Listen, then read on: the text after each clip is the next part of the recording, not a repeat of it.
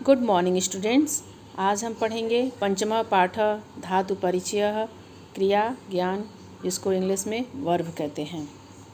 सबसे पहले हम क्रिया की परिभाषा देखते हैं। ये क्रिया किसे कहते हैं? किसी भी कार्य को करने या पूर्ण होने की प्रक्रिया को क्रिया कहते हैं।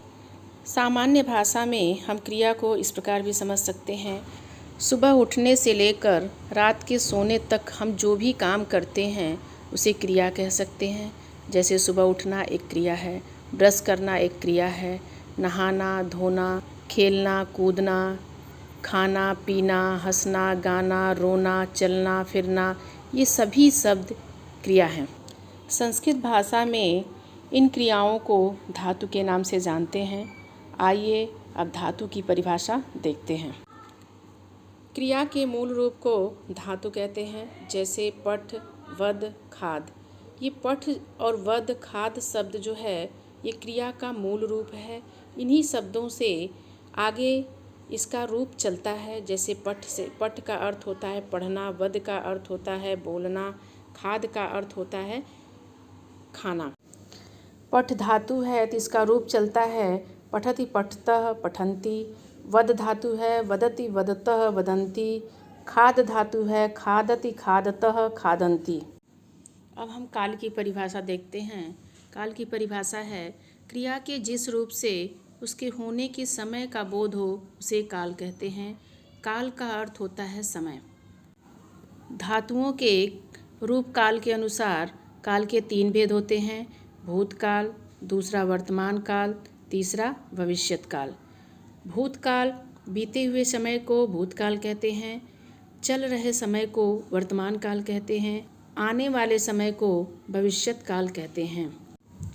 प्रत्येक लकार के 3 पुरुष होते हैं: प्रथम पुरुष, मध्यम पुरुष, उत्तम पुरुष।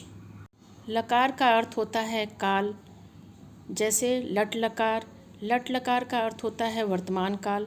आपको सिर्फ वर्तमान काल पढ़ना है और प्रथम पुरुष ही पढ़ना है। इन कालों तथा पुरुषों में भी 3 वचनों के रूप चलते हैं, जैसे एक वचन, द्विवचन, बहुवचन। एक वचन एक व्यक्ति या वस्तु का बोध होता है। द्विवचन 2 व्यक्ति या वस्तु का बोध होता है। बहुवचन 2 से अधिक वस्तुओं या व्यक्तियों का बोध होता है। बच्चों, अब आप मेरे साथ अभ्यास करिए। यहाँ पर पहला जो दिया है पठ धातु। पठ का अर्थ होता है पढ़ना। इसका एक वचन में होगा पठति, द्विवचन में पठतः, बहुवचन में पठन्ति। अब पठति का अर्थ होता है एक पढ़ता है, क्योंकि वह एक व्यक्ति की क्रिया का बोध करा रहा है, तो पठति मतलब एक पढ़ता है, पठतः मतलब 2 पढ़ते हैं, पठन्ति मतलब सब पढ़ते हैं। दूसरा है वद। वद मतलब वद का अर्थ होता है बोलना। इसका रूप चलता है वदति वदतः वदन्ति। वदति मतलब एक बोलता है, वदतः मतलब 2 बोलते हैं, वदन्ति मतलब सब बोलते हैं। खाद। खाद का अर्थ होता है खाना। एक वचन में खादति, द्विवचन में खादतः, बहुवचन में खादन्ति। खादति का अर्थ होता है एक खाता है, खादतः का अर्थ होता है 2 खाते हैं, खादन्ति का अर्थ होता है सब खाते हैं। हस धातु है। हस का अर्थ होता है हंसना।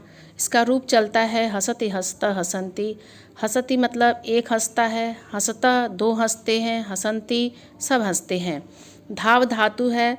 धाव का अर्थ होता है दौड़ना। इसका रूप चलता है धावति धावतः धावन्ति।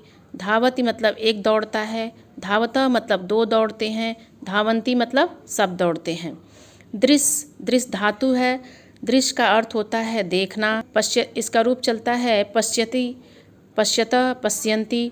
पश्यति मतलब एक देखता है, पश्यतः मतलब 2 देखते हैं, पश्यन्ति मतलब सब देखते हैं।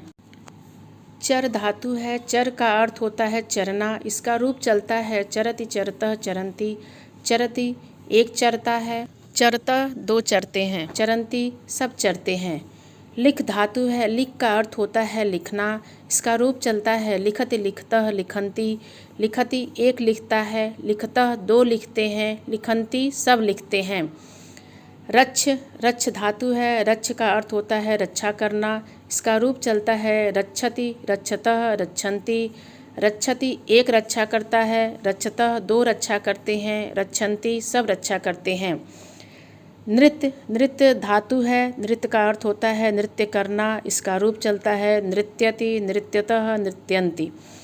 नृत्यति एक नाचता है, नृत्यतः दो नाचते हैं, नृत्यन्ति सब नाचते हैं। नम धातु है, नम का अर्थ होता है नमस्कार करना, इसका रूप चलता है नमति, नमतः, नमन्ति। नमति एक नमस्कार करता है, नमतः दो नमस्कार करते हैं, नमन्ति सब नमस्कार करते हैं। भ्रम भ्रम धातु है, भ्रम का अर्थ होता है घूमना, इसका रूप चलता है भ्रमति, भ्रमतः, भ्रमन्ति। भ्रमति एक घूमता है, भ्रमतः दो घूमते हैं, भ्रमन्ति सब घूमते हैं। खेल खेल धातु है, खेल का अर्थ होता है खेलना, इसका रूप चलता है खेलति, खेलतः, खेलन्ति। खेलति एक खेलता है, खेलतः दो खेलते हैं, खेलन्ति सब खेलते हैं। कूर्द ये धातु है, इसका अर्थ होता है कूदना, इसका रूप चलता है कूर्दति, कूर्दतः, कूर्दन्ति।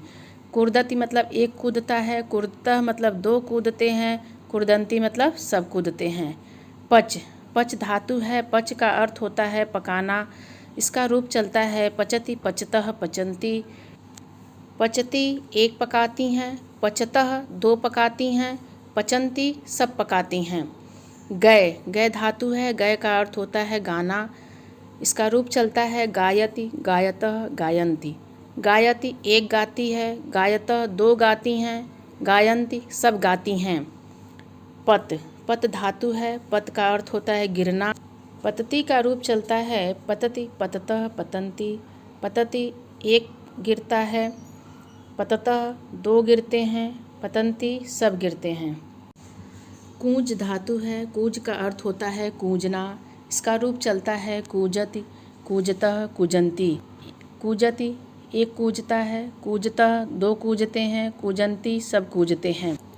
गम या गच्छ ये दोनों एक ही धातु है, इसका अर्थ होता है जाना, इसका रूप चलता है गच्छति, गच्छतः, गच्छन्ति।